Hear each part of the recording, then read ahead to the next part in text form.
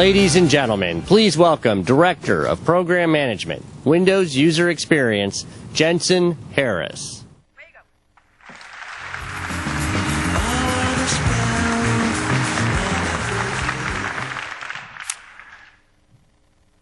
Hi, everyone. Exciting stuff this morning, right? Yeah.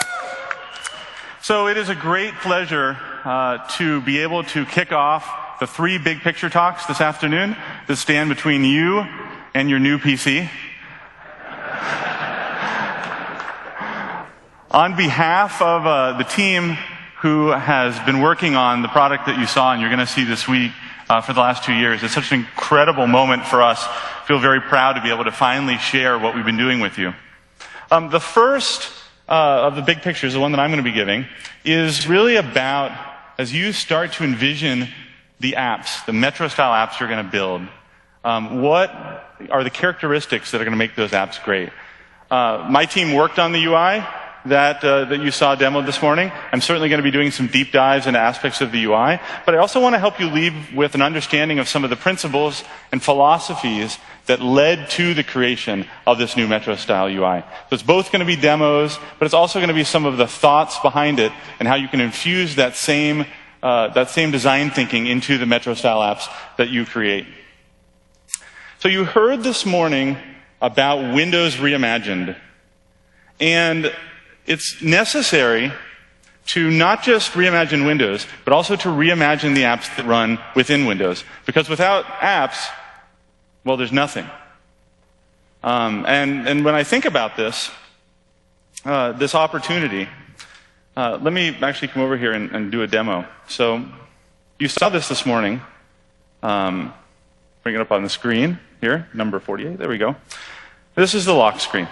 And you think about that this is this incredibly personal place. It has a picture that I love. It has my daughter Elsa. It has the next place I need to be. It has how many emails I've gotten since last I was on my PC. So I just turn on the PC, and at a glance, everything I care about is there. You saw I swipe up, and again, I have a picture that I love, something that I care about, my daughter. I can draw on her to log on, just do 3 gestures, and I've logged onto the system. And here we are in the start screen. And just take a second and look at this. I know that you've seen this before, but it's alive with activity. It's personal. It has the things that I care about on it. It has the apps that I care about on it. It has, content. It has everything that makes my PC mine on one screen. And then, let me switch back to the slides for a second. And you think about this amazing experience, the start screen. And you think about what it looks like without apps. It's nothing. It doesn't matter unless it has the right apps. And so in this gap is opportunity. And as you heard Stephen talk about this morning, this is the single biggest development opportunity in the history of the world. There are more Windows PCs than on any other device. We have the biggest ecosystem, and you guys are the first ones in to learn how to use the platforms, the tools, and the UI to build great apps. And when you get your PC tonight, and you run back to your hotel, and you turn it on, you're going to go to the store icon, the store tile, and you're going to touch it. And this is what you're going to see coming soon. Why? We don't have any apps yet. You guys are going to fill this up. Some of you are going to get rich. Some of you are going to build apps that are going to be used by hundreds of millions of people, the kind of scale that only big companies can reach today. So the question I want to ask is, what is going to distinguish the apps that are going to succeed from the apps that don't have as good a chance? That's the opportunity. And so over the next 90 minutes, I'm going to try to walk you through just some tips and tricks, some ways to think about Windows 8 to help you build apps that are the best apps you can possibly build. And so I'm going to walk you through a list of 8 things that I think make a great Metro-style app. So the first one is what I call Metro-style design. So here is a typical Win32-based RSS reader. It's fairly simple in terms of the features it has. It's got the tree view on the left. It's got the list view. It's got some buttons to do things. And then look at that same experience reimagined as a Metro-style app. It's beautiful. It's less Chrome. The focus is on the content. It's immersive. And I want to talk you through some of the ways that you can create the same experience in your app. First thing I want to think about is the silhouette of a Metro-style app. The silhouette is sort of your mind's eye of what a Metro-style app looks like before you even know what the app is. So here's a couple of examples. I'm going to flip through some of the apps that we demoed this morning and that you're going to be able to use on your PCs that you get tonight. So here's the News app. Here's Tweetorama. Here's Stocks. Here's Socialite. And here is the template that you'll get when you go to Visual Studio for the first time and create a new app. This is what you're going to get for free. So what did you notice as you went through those? Well, there's a couple things you might have noticed. The first one might have been that in the upper left-hand corner, the title was spaced exactly the same amount from the upper left. So as I switched between News and Tweetorama and Stocks and Socialite, everything stayed in exactly the same place. All of the apps were harmonious. There's not a jarring effect as I move between them. They use the same exact font face and the exact same font weight. If you pull away the content and just look at the text, many of you know Metro is founded on clean, beautiful typography. All of the text in the system is aligned to the same typographic grid, meaning that the baseline, as you match up across different apps, lines up. And again, this little attention to detail makes the entire system more harmonious. And so you might be thinking, that seems like a lot of work. Don't know if it really matters. Well, the good news is, if you just use the templates that you get with Visual Studio and with the tools that you're going to be getting today, then you get great, almost for free. So here's an example. So you're going to come into Visual Studio today, and you're going to create a grid application. This template is available in all of our different languages. So whether you're using C++ or C# or HTML, JavaScript, you'll get the same type of experience. And this is what a new application screen looks like. I have not written a line of code. I've just gone into Visual Studio, and I get this template for free. Now imagine that I've taken this template, and I just hook it up to backend data. I hook it up to RSS feeds. I don't do anything other than take what I have and just plumb the back end of it. And I get this. The beautiful, immersive RSS reader that you're going to be using tonight. Again, here's the grid, and here's the app. Part of that template is also this collection view that when you drill down into a page, it comes up. And here's the reading page within the RSS feed. Again, here's what you get for free, and with a little bit of work on your part to hook up the data, tweak the styling a little bit, you get something absolutely beautiful. So using the templates is really, really important, and will get you so much for free. Another aspect of Metro-style design is content before Chrome. So this is Photoshop running on the desktop. How many of you use Photoshop? How many of you love Photoshop? Yeah, lots of people, right? Photoshop's a great app. One of the most popular apps on any platform. And I showed that to you to sort of point out that there's nothing wrong with Chrome. In its place, with the right kind of app, a rich app like Photoshop that's designed to be used with a mouse and with a keyboard, it's wonderful. It allows for dense layout of tools. It allows for precise layout of windows. It allows for you to get everything exactly the way you want and really revel in the tools, because that's what Photoshop is about. There's nothing, just because we have introduced a touch-first interface, there's nothing evil about mouse and keyboard. They're wonderful tools. The mouse is the best precision pointing device in the world. The keyboard, the physical keyboard, is the fastest way to enter text. It just is. So they're great tools. And so Chrome is great in its place. There's also times when you really, really want a dense layout of information where you want to have lots of control over your windows and you want to have lots of, lay out lots of things. When you're writing code, you like to have lots of things up at once. There's nothing wrong with that, except that's not the way Metro-style apps work. Metro-style apps have room to breathe. They're not about the Chrome, they're about the content. They are, in fact, as we said this morning, Chromeless. Just take a second and look at this. Every single pixel, from the upper left-hand corner to the bottom right, is for your app. For years, Windows was always about adding stuff. We added bars and panes and doodads and widgets and gadgets and bars and stuff everywhere. And that's how we defined our UI, based on what new widgets we added. Now, we've receded into the background, and the app is sitting out there on the stage. Here's another example. Here is Internet Explorer 9 running a website on the desktop. And here's the same thing in IE 10. Again, every single pixel is there for you to use. This is really a huge opportunity. And how many of you have played with or own a Windows phone? So a fair number of you. And a lot of some of the early thoughts that people had around the Metro design language that came out in the phone was that it could be a little bit plain, that everything was just white on black, and that it was not as inviting as other more vibrant UIs.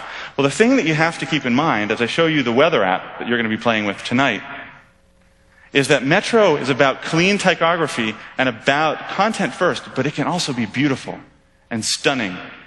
It can be broadcast quality. Imagine that you're watching a TV show. That's what an app can look like. As I switch between a different city, and this city happens to be raining, you can get that sense of switching between apps is as easy and fluid as switching between channels on the TV. And so Metro can be beautiful, but it has to be immersive. It has to have room for the content. And that means moving all of the Chrome off the screen. So to do that, I want to talk about the importance of the edge. So let me come back over here to my demo machine. This is one I showed you before. And I'm just going to launch a couple of apps. So I'm going to launch the news app that we've been looking at. And I'm going to launch weather. And those clouds are going fast. And I'm going to go launch Socialite here. And I'm going to launch the word hunt game, which is, I think, over here. And just for fun, to put pressure on me, let's see if I can find a word. Not. Okay. So here I am. I've launched 4 apps. And as you saw this morning, switching between them is just as simple as moving my finger in from the edge. You see, just totally fluid, totally easy. If I want to see, 2 things at once, it's very easy to bring it out, snap it in place. If I want Socialite actually to be over on the other side, very easy to just move it over, let it go, change the split point between the 2 snapped apps, and make it go away. And then when I go back to start, I just swipe in from the right side and choose start. So that's a reminder of how that looks. And as we switch back to the slide here, this is how to think about how the system works. This is to sort of fix the anatomy in your head. The left and the right edges are for system UI. The left edge is for back. We're going back to your previous apps. And the right edge are for charms. Charms is the name of the 5 icons on the right side. Those are all called charms. So there's a start charm and a search charm and a share charm, etc. And those 2 edges are reserved by Windows. Now let me switch back to the demo. And I'm going to go into IE for a second. So here I am in IE 10 again. And notice when I swipe my finger from the bottom, I get the app bar that has the address bar and back and forward and things like that at the bottom. And I get my new tabs at the top.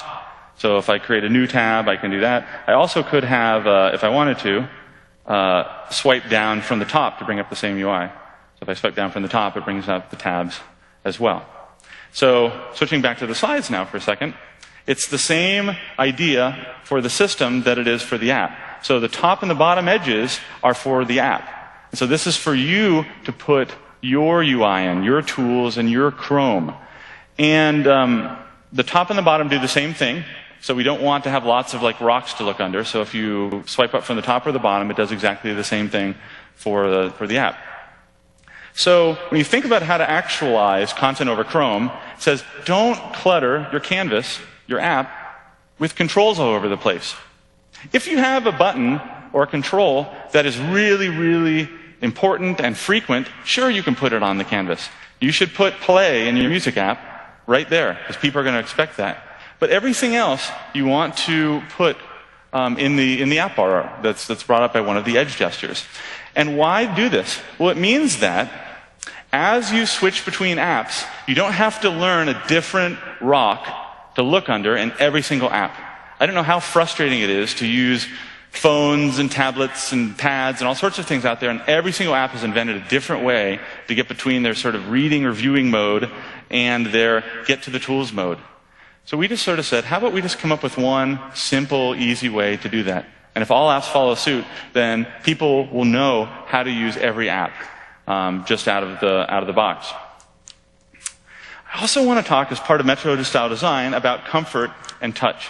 So some people have asked, why design touch first? And I think that you only have to look at how a child uses a computer, like what's natural to them. They're always going to reach for touch before they're going to reach for a mouse. And that's because it is more natural. It is more direct. You've got fingers and you've been using them your entire life. And so while the mouse is great, it is a level of indirection. And so we wanted to understand, as part of creating our point of view on how touch would work in Windows, how people use PCs, and specifically touch-first slate-type PCs, in the real world. So we did a lot of research where we followed people to their homes and we brought people into our labs as well and just watched how they used existing products, Windows-based, et cetera, tablets. And one of the things that we found out as we thought of this, people use many different postures. Some people balance them on their knees, some people put them on tables, some people held them with two hands in front. And a posture that we saw end up being very, very common was that people would take a PC, a slate, and they would hold it in two hands. No matter how light it is, it's awkward to hold something in one hand. Your hand always ends up getting a little bit tired. And so we wanted to see, well, if that's a very common posture, a surprisingly common posture, in fact, maybe there was something that we could do in the UI to take advantage of that. So we started asking people to finger paint. So we got them little tubs of paint, and we just gave them pieces of paper that we put on top of the PCs they were using. And we said, just paint one color for the area that you can reach comfortably, and paint another color for the things that you can still reach, but require a little bit of stretch. And we looked at big hands, we looked at small hands, and we traced their fingerprints. And we matched that up with data that we got about how big their hands were, using a calciper, which is this scary medical device. It's silver, has a point on the end, and it can be used to figure out how big your hands are.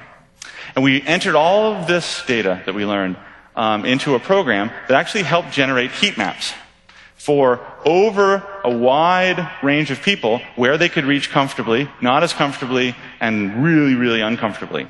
And we started to lay that over our UI. We just looked at where should we position things so that people don't have to do a posture change. And it turns out that to design for comfort, you need to position things near the edge. It's not that people can't reach things in the middle of the screen. They can, but it requires a posture change. Either you support it, and then you reach into the middle, or you put it down for a second, and you do it. But it's not comfortable to hold with one hand and do that. And so there's a couple of aspects of this. The first one is that as you use our apps, you're going to see that we've taken app bar buttons, and we've put them along the sides. Not centered in the middle, as you might think, but actually there, so you can hit them with your fingers without having to reach way in. You also saw this morning the split keyboard that Stephen showed. that also positions the keys near the sides. I can show it really quick if you want to switch over to this machine. I'd be happy to show that. This is number 48, yeah. If I bring this up, I can switch between the different keyboards here. I can choose the split layout.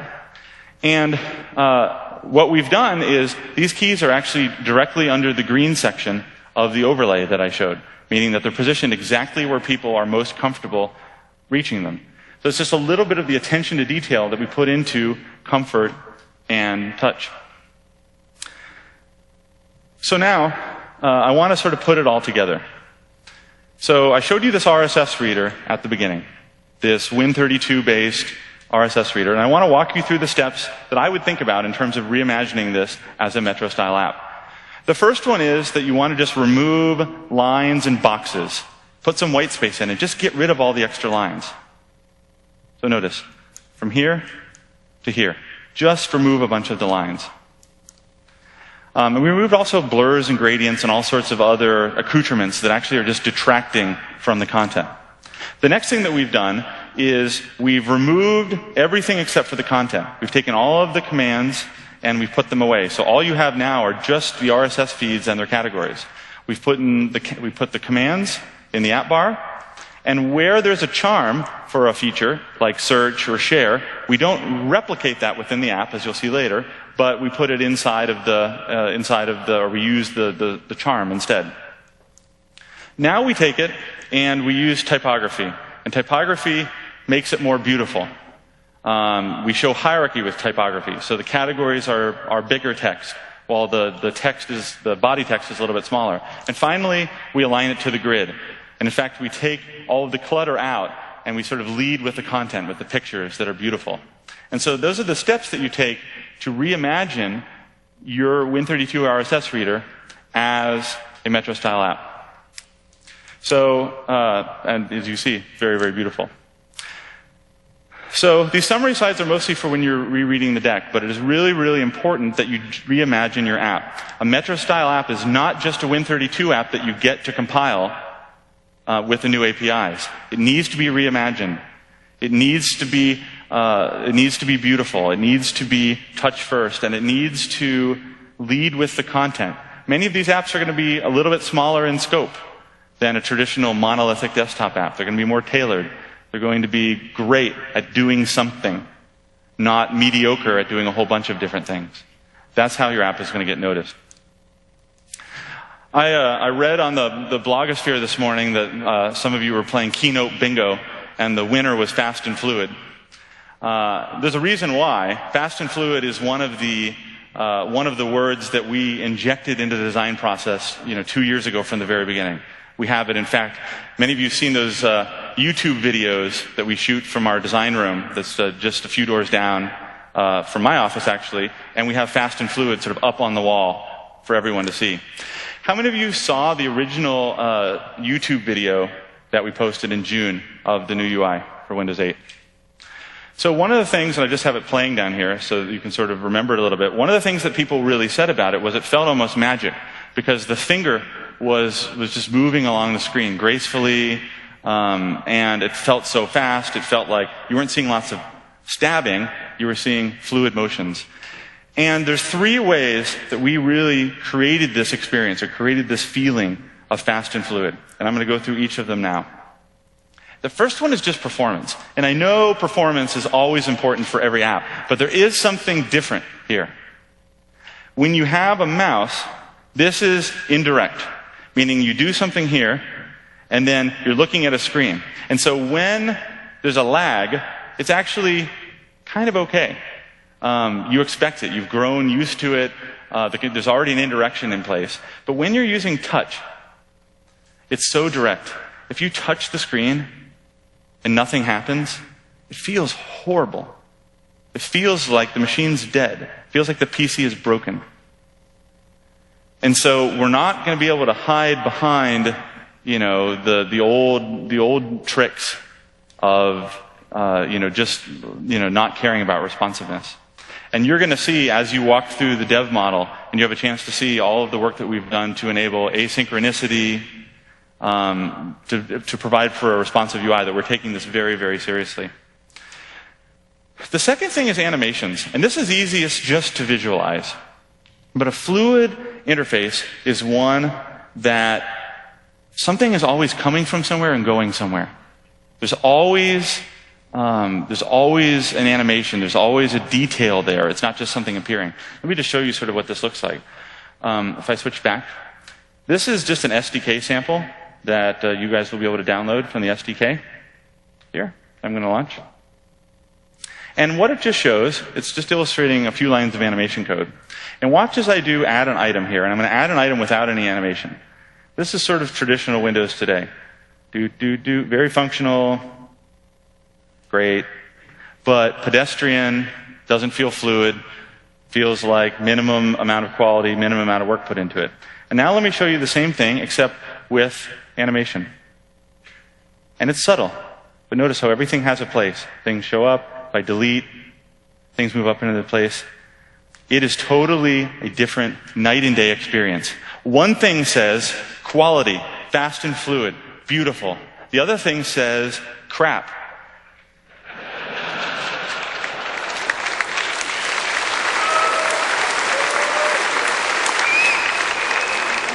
We have built something called the animation library into Windows 8. And it makes it incredibly easy for you to take advantage of hardware acceleration. And you don't have to know how to use After Effects or be an animation junkie to get this. We've already designed these system animations. And in fact, if you switch back to the slides here for a second, you can actually see, you're going to go see Paul Gus Marino in a couple days, do a talk on controls. And these are like 9 of his slides that I just put side by side. You're going to see the depth of controls that we have. If you just use our controls, you get the animation library virtually for free. Every one of these controls, although you control the styling of them, has animations built into them that are beautiful, that are hardware accelerated. And so when you use them, you're going to get this experience that is out of this world, and it's going to be what people are going to expect. And so great Metro-style apps are apps that are great at doing animation. Last aspect of fast and fluid I want to call attention to is really about having a language for touch. We realized early on in working on Windows 8 that pretty much what everyone was doing was moving the mouse cursor around with their finger. That we originally had a command line interface, which we all understood, and then we moved to GUI at some point, and that had its own sort of set of paradigms, click and double click and right click. But the new world of touch was evolving to just be the same as GUI. We map right click to press and hold, for instance, and all of these different things, but we really weren't taking advantage of touch. Here's a just really clear example, I think, that we showed this morning, but let me show it again, just to sort of to bring it home. So if I switch back to the demo machine. So how many of you have rearranged icons on some system, and you pick it up, you bring it over to the side, and then do-do-do, do-do-do. It's like driving a car from one side of the ocean to the other one. Screen goes by. Okay, I'm going to put it back. I'm just going to go down to the bottom. We're just going to put it back where it went. And let me pick up a different tile. And that's just a mouse-based version, right? That's the same thing you can do with a mouse cursor. Pick it up, and then it moves. What I want to show now is a touch-first way of doing the same thing. Pick up the tile. Now it's loose. Why can't I just pan under it with my other finger? Right? That's multi-touch. That's actually showing that touch is different than just a mouse cursor. Right? It's not the same. And so we have in Windows 8 this touch language. And here are the goals of the touch language. So we wanted it to be simple and consistent. We wanted to have a limited number of gestures. I don't know about you, but I have like limited memory for 5-finger double swipe from this side, bring something forward. Like someone's going to know those things, but we wanted it to be very, very simple. We also believe in direct manipulation. And one aspect of direct manipulation is that you see what you're doing, and it's always reversible. You can always, just like real objects are, if you slide something down, you can slide it back up. And that's really important. And the other thing that we really wanted to do was limit the use of timed gestures. So lots and lots of the existing touch UI that's out there is predicated on waiting to enter a mode. So if you want to rearrange something, you press something for a long time, you wait, then you're in some mode where everything acts differently, and then you move a bunch of stuff around, and then you somehow exit that mode. We've tried to reduce the number of modes in the touch UI of Windows 8 a lot. And I'm going to show you a couple of the ways that we've done that. The first one, and here's the touch language. I put this mostly in for your reference. I'm not going to go through these all now. But these are the 7 gestures, many of them very, you already understand them, and then a few new ones that I want to call attention to. The first one is swipe to select. So if I come back to my demo machine, I am here on the start screen again. And you've seen me do this a couple times, but I want to show it in a little more detail. So when I select an item here, let's say I want to unpin one of these tiles. All I have to do is drag down slightly. I'm going to do it really slow. I'm going to do this weather tile here in the upper right-hand corner, so watch my finger. I'm just going to slide down, and sliding down selects it. I didn't enter a mode where I go into checkbox select mode or anything. I just slid my finger down. It's reversible. If I slide my finger again, then it unselects. So if I want to quickly select, unpin it, select, actually I need that tile later, unselect, unpin, and it goes away. So fluid. Fingers actually move very well this way. This is how they're anatomically designed to move. And so then how do I, if I go a little bit further, you will see, you can drag it down to select. If I pull it out a little bit further, then I can move it. And so, again, there's no waiting, there's no moving into a mode. When I want to move something, I can just go, boom, got it, move it, and I'm done. It's fast and fluid. Totally different than what you could do with a mouse.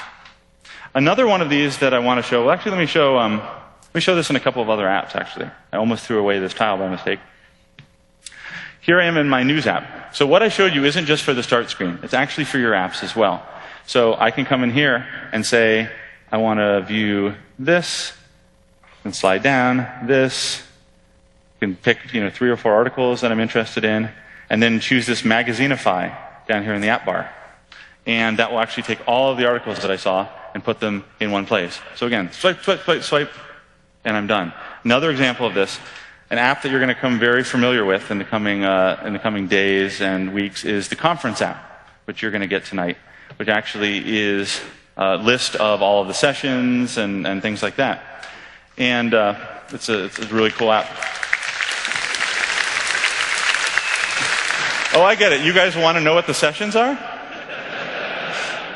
Why didn't someone just say so? But it has the same kinds of selection semantics in this, as well as one other trick that I'm going to show in a second. So let's switch back to the slides, and I want to tell you about another aspect of our touch language, which is something called semantic zoom. Okay? So all of you have done optical zoom with your fingers before. Like, you want to zoom in on a web page. But we've taken that to another level in Windows 8 by actually extending it not just to things that you're optically zooming, but actually using it for navigation.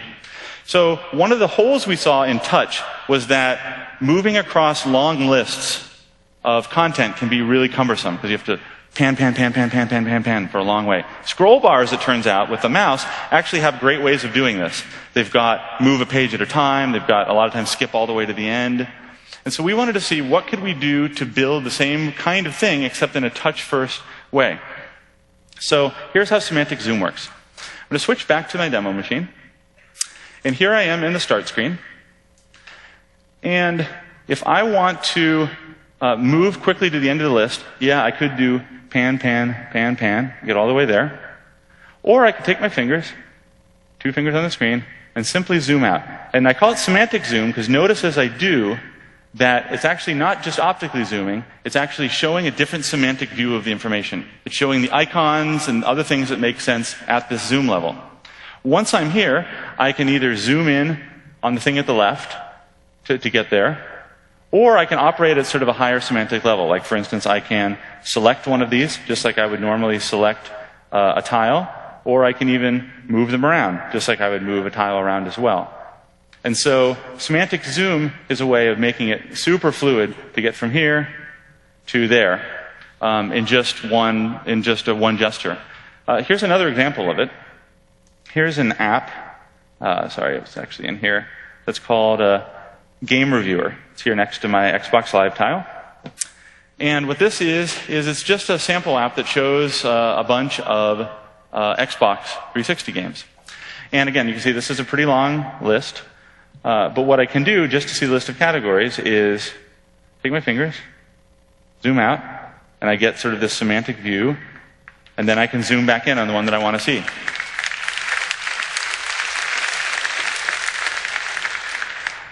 Same deal when I go back to the conference app that I showed earlier. Here's my schedule, which you can see is a long list of things that I'm going to attend this week. Or, just take my fingers and zoom it out, see my week at a glance, and then zoom in on Thursday at 9 a.m. This is the way that you handle content in a Metro-style app, using semantic zoom to move out and then move back in. And it's totally fluid. Just pinch and tap, or pinch and pinch back in. So this is a really important concept.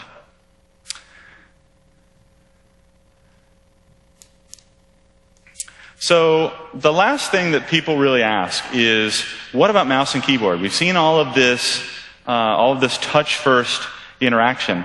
What am I supposed to do as a developer to take advantage of mouse and keyboard? The most important thing is don't bifurcate, that means separate, the touch and mouse interfaces. Don't create a different interface for mouse than what you use for touch. Because what it means is that you can't apply what you learn with touch or with mouse when you're on a different kind of PC. And many of these touch-first PCs that you're going to have are going to also be convertible, or they're going to be dockable, and you're going to be moving back and forth between touch and keyboard and mouse fluidly. Conversely, every PC, every screen in the world is going to have touch in a few years, right? A screen without touch is a broken screen. Seriously, it's going to seem laughable in a few years that you're going to remember that there are screens that don't have touch, because it is so natural to use, and it's going to seem antiquated. It's going to be like remembering, PCs that didn't have displays because they had punch cards or something. It's an antiquated concept. So you need to be prepared, all three modalities, mouse and keyboard and touch, and be switching between them fluidly. And let me just give you an example. This is a mouse. I think it's hooked up. And let's go back to the demo machine, if we may. Okay, so now you see I've got a mouse cursor showing up. Now that if you snap this mouse like this, then it turns on. And I'm going to show you IE again. So I'm going to click on the IE tile. And I'm going to go back to a page that I was on. And so here I am in this Whole Foods website. And normally, if you wanted to bring up the tools, what would you do? You'd swipe from the bottom to bring it up. But you can't really swipe up with a mouse. So what do you do when you're in a program and you're lost? And you don't know how to find the relevant commands? What do? You right-click. And anywhere in a Metro-style app, you right-click and it shows the contextual tools that surround it. So right-click is already handled by the system for you to bring up the tools. So again, if you just use the templates and you use the controls and you use what we've given you, all of this will come for free.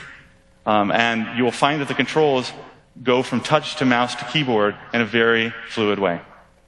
Okay, so switching back to the slides.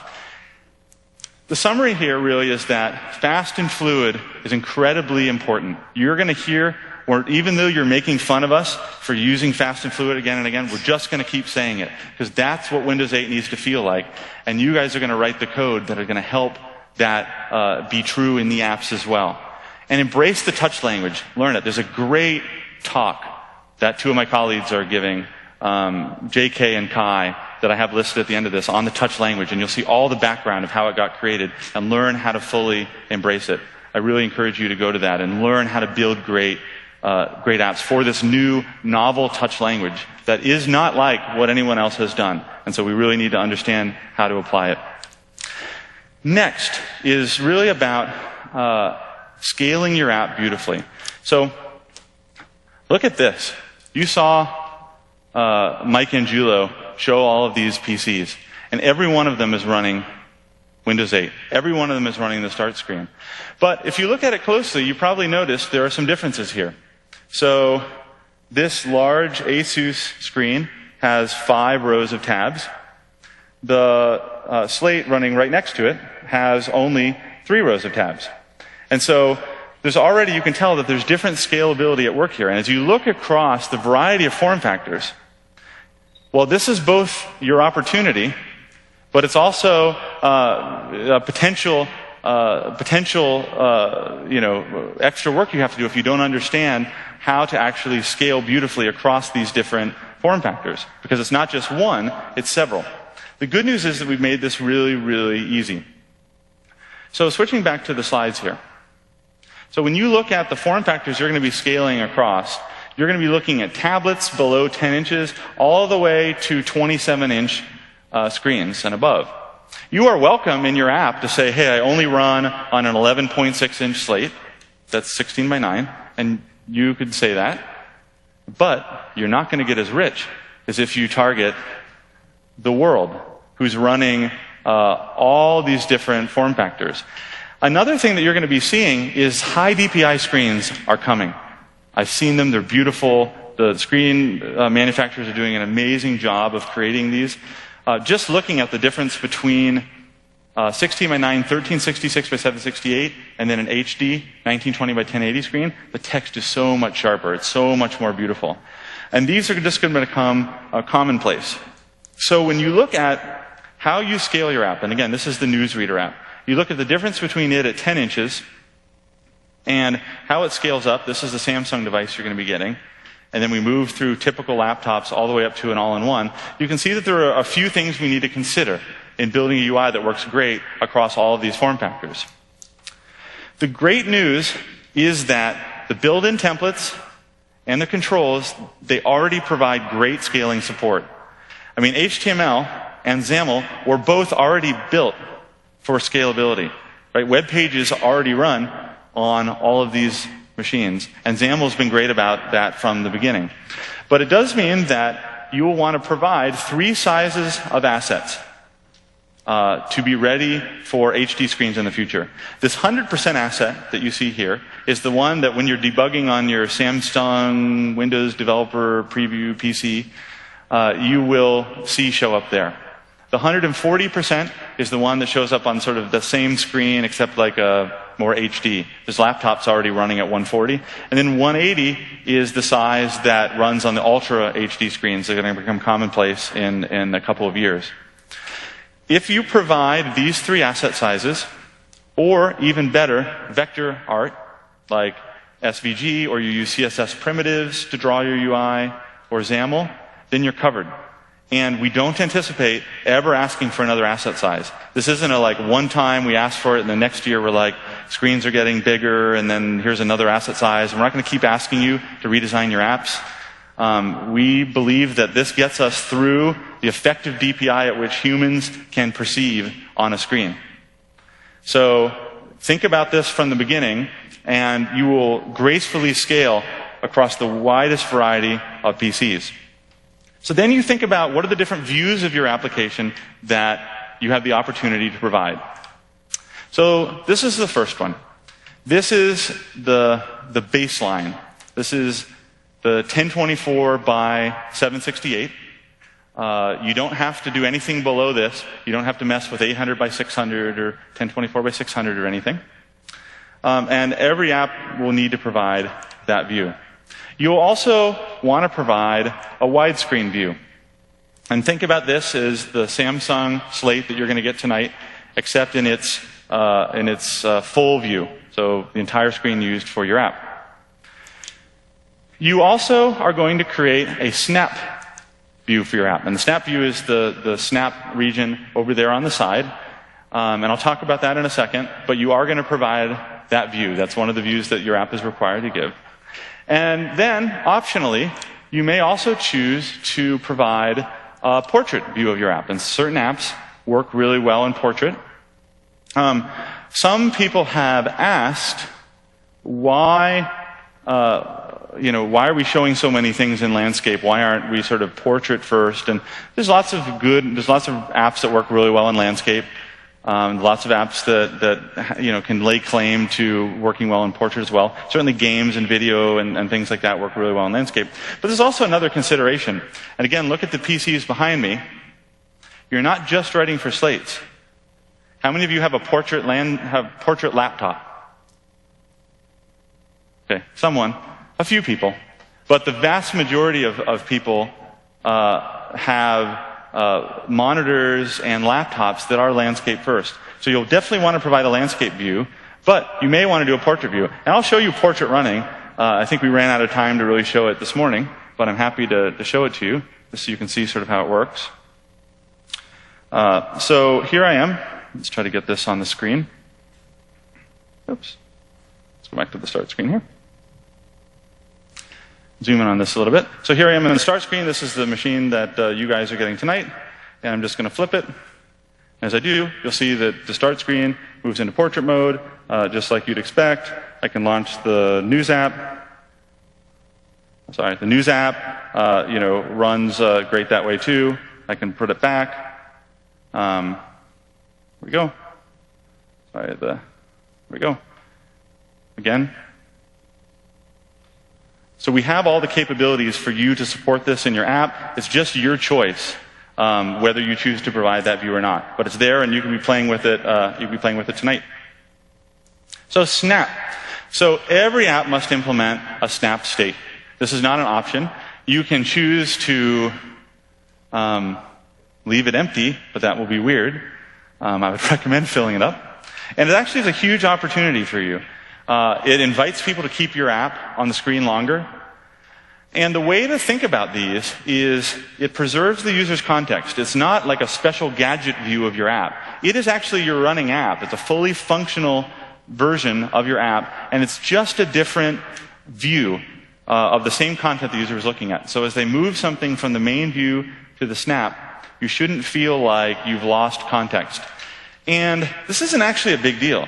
I mean, how many of you have written a phone app? Right? A lot of you. Typical phone app is, let's say 320 by 240. The snap region is 320 pixels across as well. It's just longer. So you already know how to lay out your content in a 320 friendly way. Let me just show you a couple examples of snap, just to get your mind thinking that this is not actually, a huge challenge. It's actually quite easy. And again, the templates just do this for you. So here's Tweetorama in its fill view and in its snap view. Here's the stocks app, full view, and the same thing in its snapped view. Weather lays out itself a little bit different. That's totally appropriate to do. But, again, shows the same kind of information, the same kind of context. Here's the session screen of the build app that you're going to get tonight. Again, it does a great job of snap.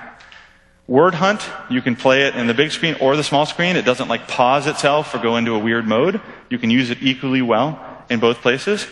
And here's a fun one that you can play around with tonight. The piano actually rotates itself to the side.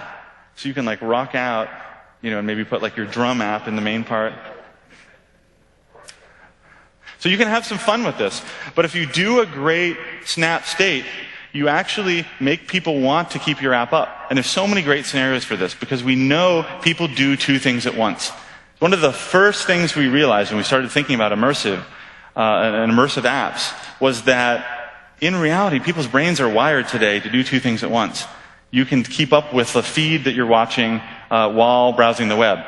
You've got a video on in the background while you're doing mail or coding. It's just a very common thing. So we wanted to support that from the beginning. So you can make your app be a great part of this by developing a great snapped view of your app. So in summary on this, provide the three sizes of assets. Easy. If you can do vectors, even better. Create a compelling snap view, and many apps will benefit from creating a portrait view. And you are very willing and open to do that. Okay, so next I want to talk about contracts. You are going to be hearing a lot about contracts this week. And it is a concept that you're going to have to probably hear about a couple times before it's like totally clear in your mind, but I'm going to try again to help elaborate on what got introduced this morning. So the UI that I'm showing there are the charms, but many of the charms, in fact all of them, represent one of the system contracts, although there are more contracts than just those. Contracts are the glue that bind apps together. We talked about this web of apps and how we have a point of view that says that apps work together. I really think about this as two apps that you write and that you write can talk together without the two of you having even met in order to complete a scenario. I'm going to show you a few of these in more detail, but there's really, a lot of these to learn about. But you choose to implement as many of these contracts as you feel is appropriate for your app, and each one of them lets you interact with another app or some aspect of the system to make your app more powerful. And then as you have more apps, your system becomes more powerful. All of a sudden you can do things in a fluid way that doesn't require an extra step in between. Just part of our point of view on how apps make the system more powerful. So the first one I'm going to show in some detail is the share contract. So share lets any app share data with any other app. We have something we call the source. That's the app that is sharing something. So in the Internet Explorer example, it's IE sharing its web page. And a target is something that can be shared through. And really what we've done here is we've created a set of common formats that provide for data interchange between the apps. Let me show you a couple of demos of this. So coming back to my demo machine. Okay, so I guess the first one of these that I'm going to show is back to our news app that we've been showing. And let me go back to the main screen here. So here I am, and let's say that there's an article that I want to share. So let me come over here. And, okay, so here's one. I'm going to bring in the share charm. I'm going to touch that. And what this is going to do is bring up this pane that helps me share. And if you look at the bottom, what this has is under the word apps, it has a list of the apps that have identified themselves as targets, as sharing targets. Each one of these has implemented the target share contract to say, I can be shared through. And the news app has implemented the source contract that said, I can share data. And so what I can do now is pick one of these, let's say, for instance, Tweetorama.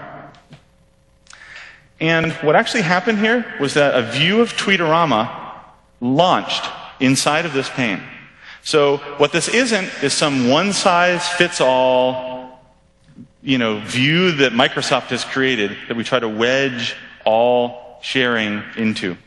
We know that you can do the best job of showing your apps data, showing your app's views, and we want to allow you to express yourself. That's what makes this powerful. So this is actually Tweetorama's UI, and they happen to put a link in here. This is just a link. I can also do some typing, and then I can go ahead and post it right from there. So I didn't leave the context of the news app, and news and Tweetorama talk to one another without either of those developers knowing one another. Here's another quick example of it.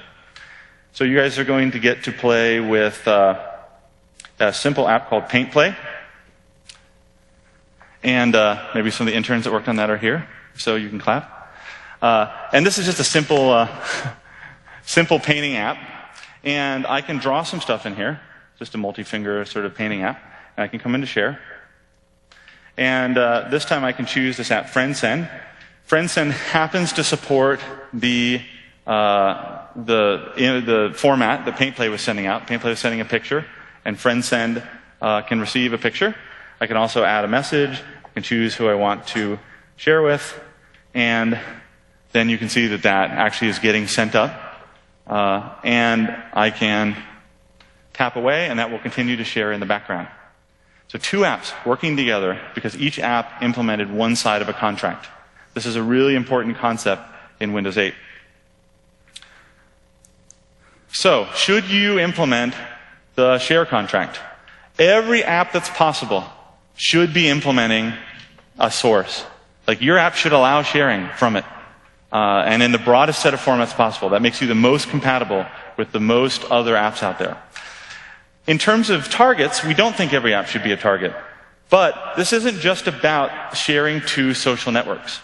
The share contract is also great for sharing with lots of other kinds of apps. Imagine that you're writing a translator app, and you want to make it possible to translate on the fly stuff that's in another app. Or a note-taking app that stores things from other apps. Read it later type services. Maybe you're a cloud service that sucks data in or stores it. Maybe you're an image editor, a creativity app, or a movie maker. There's so many different possibilities. It's not just about sharing with people. It's also about sharing with an app and what an app is capable of. So it's very, very powerful. The next one I want to talk about is also a charm, the search charm. And the search contract really is powerful because it allows you to search from anywhere in Windows within your app. This is what you use instead of in-app search UI. Every app today, this is another place where we looked around and saw that every app is doing their own thing. They all have a search box and a button, and many a times similar semantics about how you go about typing in the box and bringing back results, but they're always in a different place. And so we standardize this in a way that's very beneficial to both the developer and the person using the product. Let me just show you some of the power of this right now. So I'm going to go in back to the demo machine again. And let's go ahead and launch the Bing app. So I've got it up here. Okay, so this is the Bing app. And come in here and I'm going to go to the search charm. And I'm going to search for Hawaii. Let's try that. Okay.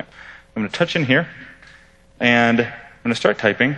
Notice as I do, it's starting to autocomplete results. That's coming not from Windows, but from the app itself. The app it's part of the contract is it's sending back search results. And in fact, I see Hawaii here.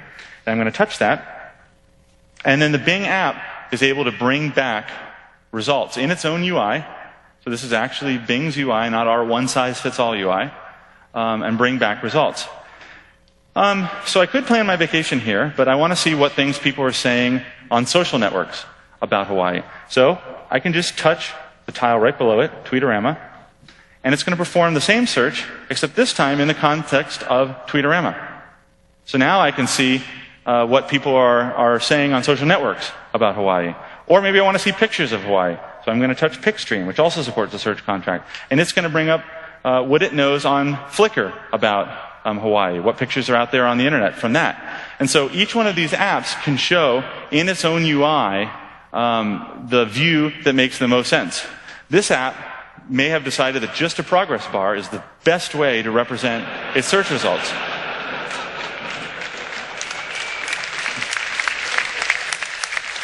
But I do, you should play with this tonight, and it'll bring back pictures from Hawaii, as you'd expect. Let me show another example of this. So in this case, let me click away here, and I'm going to go to this app, Socialite, which you will also get to play with tonight. And I'm going to search for a friend that I have. His name is Jason Beaumont. And you can watch his talk on animations in 2 days, I think. So I'm going to start typing his name. And notice that as I do, let me just do J. Notice that this time I'm getting search suggestions, but they actually have pictures next to them. This, again, is part of the search contract. The Socialite app has exposed its data to Windows and exposed its view to show up. So I can just touch Jason Beaumont. The app now can show me what it knows about Jason Beaumont. And this, actually, let me switch over to number 47. We may have lost internet connectivity on that machine. So let me switch over to 47 if we can. I will do the same thing. Come in here. I'm going to start typing Jason Beaumont. Type on the name, and let's hope that comes back. Okay. So let's look at and see if the same thing, if I open the same thing in the build conference app, so I would have just seen basically his Socialite feed. I can see the same thing in the build app, and it shows what it knows about this. I can search for him in Twitter and see that as well. I can go back to the Bing app and see what they know about him. And so the process of going from app to app to app to find the thing that you're looking for is incredibly fluid. I don't have to dig into each app, come back out, move to the next app, go down, come back up. And you do this, you participate in this by implementing the search contract. So how do you know, going back to the slides, if I should implement the search contract or not? So if you are an app that browses or creates dynamic content. So imagine that you have like a store behind you that has stuff in it that's always changing. or you're a reference app, like a dictionary or a thesaurus, then you should implement the search contract. Just because the contract's there doesn't mean you should implement it, though. We don't need 800 apps in that list that are just searching things that are not likely for the user to actually go looking for. So if you're just a game, or you're a novelty app, or a utility, it's a great app, but you probably don't need to do search, because you probably don't have something interesting to search within you. It's also not the place for sort of find in doc. So if you're writing a PDF reader, for instance, you should do find actually within your app's UI, not using the search contract. So just a good rule of thumb here, if you were going to build a search UI anyway, then you should use the search contract. You probably shouldn't implement search just because it's there. So think about if your app really needs search, and if it does, then use the search charm and the contracts that are behind it. The last of the contracts I want to talk about right now is the picker contract. And what the picker contract allows you to do is to get data or get files or pictures or music from one app to another app. Let me show you what this looks like. And this is going to be a couple of different examples of this. So I'm on number 47 now. Okay, that's showing up. Good. So I'm going to do this change user tile. And you saw us change user tile using a webcam before. But now I want to show you what happens if I just choose browse. So by default, it brings back the files that are just in my file system.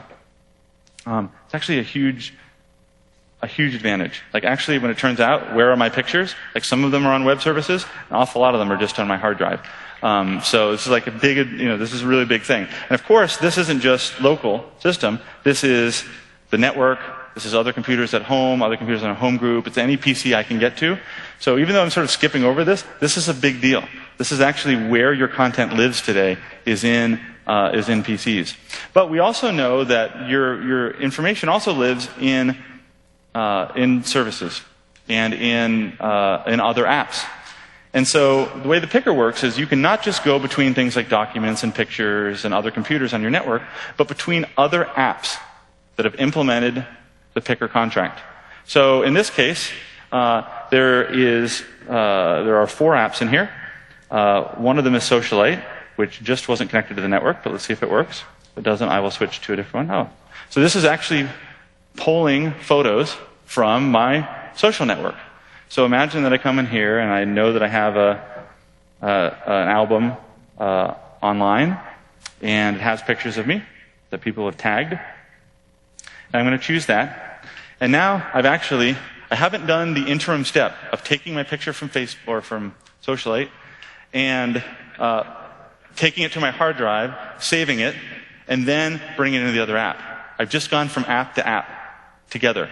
Another example of that, let's say I want to change my lock screen image here that you've seen in lock screen. So I can do browse here, and again I can choose between things on my hard drive. And also look how fast that is. Like notice that's just loading stuff, like literally like huge, photos from my camera, and it's like totally fast. But I'm going to go this time to Shutterweb, which is getting it from another service. Come in here, change my lock screen.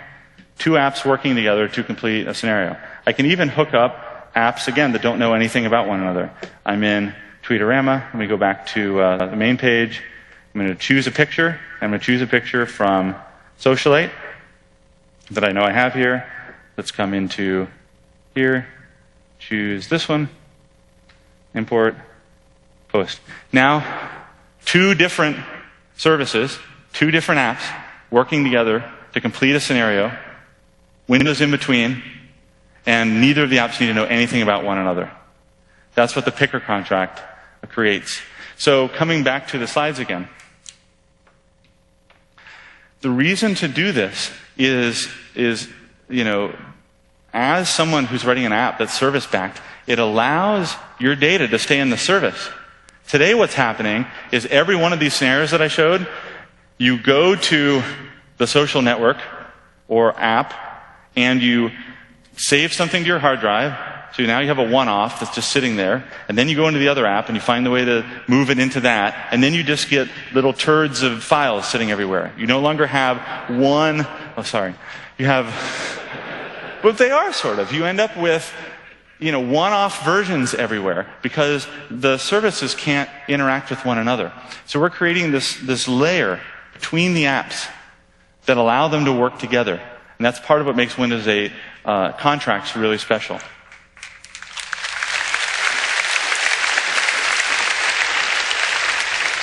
So learn about contracts. This is what powers the Windows 8 experience. And don't create an in-app UI just to do the same experiences that you could do with contracts. Okay. We're halfway through. You guys feel like you're drinking from the fire hose? A little bit? All right. Second half is shorter. So, let's talk about tiles. So here's a tile. It's for an app that you're gonna get, lets you play around with a rotated paper airplane. It's called Aircraft. And this is fine. And when you think about a tile at its very basis, I guess it's a program launcher. That's interesting. But in reality, if you think about it, it's not that much different than an icon. This is Notepad sitting in the Windows 7 Explorer. This is not actually interesting. Icons are yesterday's way of representing apps. They're antiquated. They're not alive. They're not interesting. They're not helpful. They're just, a picture and a line of text. And they were fine in the early GUI era. But in today's world, they're antiquated. And so when you think about tiles, don't think about them as just being a simple little program launcher. They're actually, different things to different apps and for different people. They're a front door to your app. They're connected. The best tiles are alive with activity, and they draw you in. They're constantly summoning people back to your app because there's something interesting happening. Or they're making it so you don't have to go to your app at all. Some of the most useful apps, like the weather app that I use, I don't need to go in there most of the time because it has my next 3 days right there on my start screen. They tell you what's next up. Sometimes they're an extension of the app. In fact, they're almost always an extension of the app, but it's telling you what happened last time you were in there. Like in the lower left-hand corner, you can see the music app is telling me what album, the Viper Creek Club album that's paused in here. This is the really what tiles are about. They're not just an icon, just like a graphically rendered awesome picture of a book with a line of text under it. They're an extension of your app. They're what makes your app feel like it's always running, even if it's not. It's what connects people emotionally. The thing that made, and I've been working on the start screen now for almost a year and a half, 2 years. The thing that really, we knew it was going to click, but the thing that made it click for the first time was when my kids' pictures started showing up on there. And all of a sudden you start to make that emotional connection. All of your apps have the potential to create some emotional connection with the user. And it's something you can't just do through an icon. So some practical stuff about tiles. They have a single hit target. So they're not gadgets, meaning that there's not lots of interactivity within them. You touch them and they perform an action. The tile designs are templated, so we wanted to find the right balance between letting your app's personality shine through, but still having it not just be Times Square. We want still the overall start screen to be very harmonious. So you provide the text, you provide the images, and we'll do the rest. And just because they're templated doesn't mean that there's not a lot of choices. I put as many of the templates as I could fit on one slide. There's more than this. And you can see they change from, they range from full bleed, where you control every pixel, to different layouts that are great for small messages, large messages, putting glyphs on things. So you have a lot of flexibility here in terms of creating a beautiful tile that represents your app. I also want to talk about secondary tiles. This is one of the things that makes the start screen so personal. So you can not just pin apps to your start screen, but you can also pin things from within your apps to the start screen. So if you are in your news app and you have an RSS feed that you care a lot about, you can pin it. If you have a city that you care about a lot in weather, you can pin it. Let me, in fact, just show you some of that working. Let me go back to number 47. I don't actually have 47 PCs. I think it's just the 47th PC that was up here on stage. Can we bring up PC 47? Thank you. So, let me just show you a couple examples. So we've seen a lot of the news app today. So I've got a few feeds in here. I've got it's a cute overload.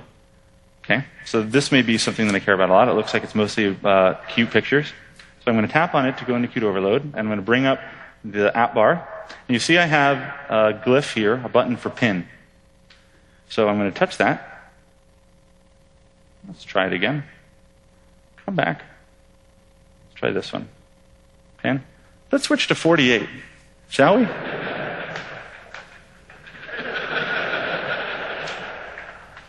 Did we mention developer preview? Did we mention it? If we didn't mention it, you will know what it means by the end of the night. I still think you're going to love it, but it's a little rough around the edges in places. Okay, so we're going to come back in here. Let's try, we got a different set of feeds in here. Swiss Miss. Let's see if I can get come up on here. I wonder why that's, okay, I'm going to do something I'm probably not supposed to demo. Let's come in here.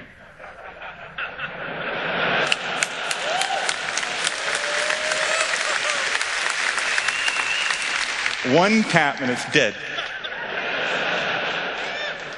Okay, let's try one of these again and see what's going on here. Okay, so now I'm going to do pin.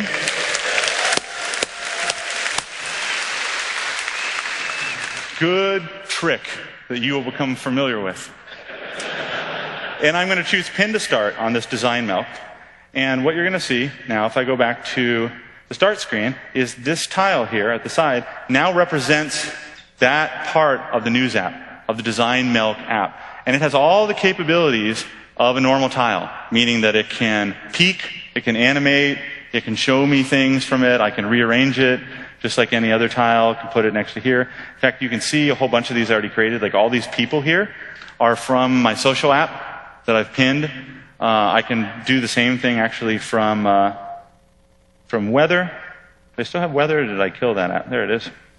I can come over here and choose a city. Let's say Auckland. Anyone from New Zealand? Yeah. You're missing 52 degrees. Come in here. I'm going to choose pin, the city. I say Auckland. And now I have, here at the end of the start screen, I have Auckland weather, which will update as soon as the service brings it down. So what this allows, and I've got other ones up here too. I've got stocks, I pinned the Dow here. I've got people, as I mentioned. So imagine that, going back to the slides, imagine that any part of one of your apps can be pinned. And that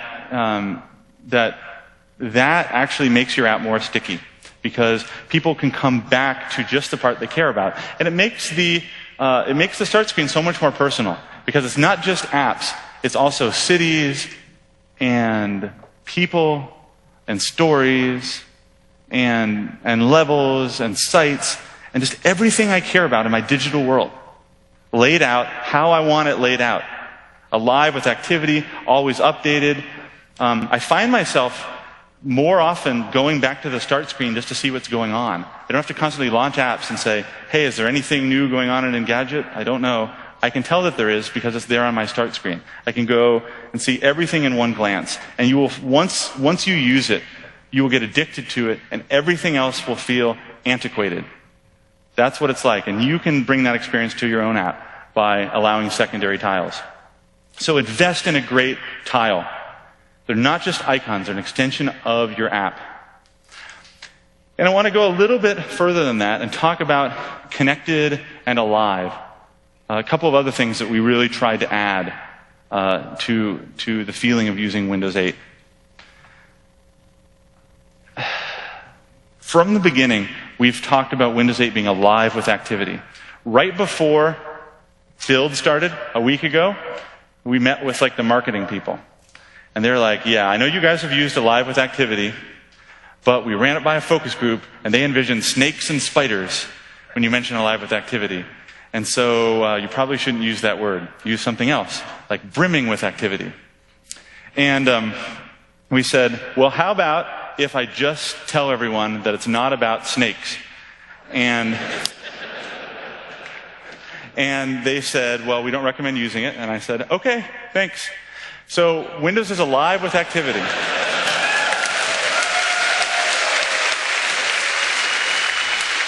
And what that means is that we want to bring what's great about the web into Windows.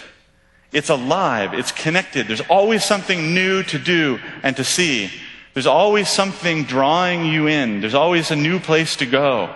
It's vibrant, it's a city full of people and things doing things. It's not a static screen full of icons. And the way that you add aliveness to your app is through live tiles and notifications. So a live tile takes what you saw, like just a beautiful tile, and actually adds this up-to-date aspect to it. What it means is that the news app actually has the most recent headlines. You'll see this. You'll see a bunch of your things are already hooked up. You'll see your Tweetorama and your news, and you can create your own feeds and see just like I can tell what's going on the start screen.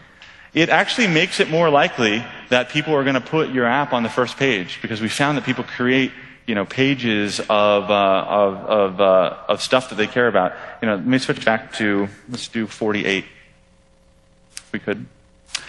And what we'll see here, we're on the start screen. And if you look at how we've organized Start, and you can see things flipping through, you can see sort of aliveness coming. And you see it's very graceful also. You can see that they're not all happening at once. We sort of batch them up, and we do them in this fluid way that's beautiful and in order, and we handle all of that. You just tell us when you have an update. But we don't have folders. What we do have is groups. And folders are actually, what we found is kind of bad, because they put everything down a level, right? They make you tuck things away where you can't see them, which means you don't feel the aliveness from them. It also is really hard to name folders, it turns out. Like, it's really easy the first time you get folders, and you're like, oh, I'm going to make one called News, and I'm going to have one called Games, and then these things sort of feel like they fit together. I don't know what I'm going to call them. And then you sort of peter out, and half your things are in folders and half aren't. But it turns out, though, that people do love to make groups. And so what we've done is allowed you to create groups. You can see that there's borders here. You totally create those. You choose where to put them. You can put names on them if you want. So you can call it friends. You can call it games. Or if you don't know, you just sort of feel like this group here, deserves to be together, you can just put them together. So it brings you the best of folders and the best of groups and the best of aliveness all in one place. But what it means is that we find that people tend to take the live tiles, and the ones that are really valuable to them, if what I really care about is this feed here, I'm just going to take it and put this in my first group. And so you, if in implementing live tiles, have an opportunity to find yourself more frequently on the first page. Switching back to the slides for a second. This is another live tile. All of the same templates that you've seen that I showed you before, many of these already support something called peak, which is that they have multiple states within them, that you can bring down text and bring down picture at the same time, and it'll actually switch between them. So live tiles can be large or small. Any kind of tile can be live. There's a couple of other facilities you have that we haven't talked about that I'm showing here. So in the lower right-hand corner, you can give us a number. So that can represent number of unread things or number of missed calls. You choose what the number means. Or you can choose from a set of glyphs that you can put there. It's called badges. It's another way to sort of make your tile really great. It's important that your app personality shines through. Not all of these are homogeneous. So you may choose to have a different tone than another app. Or you may choose to use the tile in a slightly different way. That creativity is really there for you to express yourself. But not display ads. This is not a place to sell advertising, and that's one of the things that will likely, be looked at not fondly in terms of placement and things like that. So it's there for your app to prevent relevant content to users. And these small templates here, you're going to look at this, this slide when you're actually writing your app, and you're going to try to use these, and you're going to be surprised when you can't. These are templates that are, these four in particular, these small ones are not in the developer preview that you have, but will be there in the not too distant future. Then there's notifications. And notifications let you briefly bring up a pop-up message from anywhere in Windows. So this is if you have something that's really, really urgent that you need to bring up. The important thing here is that there's no junk drawer of notifications to go clean up. This is not a place, there's not like a thing pops up and then they all go into a tray or a pod or something and then you every day go and like try to clean those up. If a notification is suitably important, that if the user misses it, there's a problem, then you update the tile with that information. Let me just show one of these really quickly. Switch to 48, if you could. And I'm going to show you here this app that a few of our interns wrote called Alarms. And this is a simple alarm clock. And what I'm going to do, and this is going to be really quick, I'm going to come in here and I'm going to set an alarm. It's actually going to go off in 10 seconds. So watch what I do really quickly when I push this. The first thing I'm going to do is I'm going to hit the button to set the alarm, and I'm going to come back to the start screen, and notice that the alarms tile updates. Normally it would update, it's too slow, to show me that the alarm is set. Also then in the lower right-hand corner, notice that this pop-up has come up. This would come up no matter where I was in Windows, but it's limited in the amount of time that it can come up. And as a user, I can just take it and I can push it off the screen, and it's not there. I can also, of course, turn off notifications overall for the entire system. It's sort of like a do not disturb kind of mode. So switching back to the slides, just like with tiles, there's a set of templates that you can use to lay out your content for notifications. You choose a color, you choose a glyph, and things like that. But these are not for everything. Most apps should actually be silent, should not be notifying. And you should, ask the user to only opt in for notifications. Of course, as a user, you're in control of going into the Settings app and saying this app can't notify you. So you don't want your app to be in that state. So it's really only for things that should be totally interruptive. This is not the place for ambient noise. So this is not like the stock price changed, unless the user's gone into your app and said, tell me when the stock goes above 50 or something like that. And again, the pattern is when you miss a notification, if it's important, then that information should go into the tile. Because there's no place that we've created for, no junk drawer for notifications for the user to go clean up. The important thing here is that in terms of making it alive with activity, live tiles and notifications use exactly the same infrastructure. There's a session on live tiles and notifications that you'll be able to go to later in the week that will explain this. But essentially, there's three kinds of ways of using these facilities. The first one is local, which means when your app is actually running, then you can update your tile or you can send a notification. The second is scheduled, which means you choose a specific point in time in the future. Like the alarm clock knows that it's going to fire a notification at 8 o'clock tonight. It tells Windows that, and Windows takes care of it in the background. And the third one is using the push notification service, WNS. This is actually the way that most of you are going to end up doing aliveness and connectedness in your apps. I'm not talking about it in detail here, although there's several sessions about this. This allows you to update your app at any time, on any PC, anywhere in the world, even if your app isn't running. So this is what's behind our apps like Tweetorama and Weather and News and all these that stay alive even if you're not running them. It's because they're using WNS to update themselves. And so that's something that you'll want to look into. So use WNS, use live tiles, create these experiences that are connected, that are always up to date, to draw people into your app. Next, I want to talk for a second about the cloud and roaming to the cloud. So, an important way to think about Windows 8 is that even though your app, the process is actually only running when it's on the screen, it must feel like it is always alive. And here's a couple of examples. When I come back to an app after 15 minutes, it should be just as if you never left. Your PC is going to be coming in and out of power states. People are going to take your app and push it off the screen and expect to come back, and most times be in the same place they were when they left. When you finish a game, how annoying is it that you have to play it again on another device? I don't know how many devices I finished the first 26 levels of Angry Ninjas or Plants vs. Fruit, and then on the next device I have to go play through the exact same levels again. When I do something on one Windows 8 PC, it should remember that I did that on another PC. When I change a setting, I should never have to change that setting again. I have a lock screen that has, my daughter, and I always want that. I use the Dvorak keyboard. I want to tell Windows, some applause for the Dvorak keyboard. That's so great.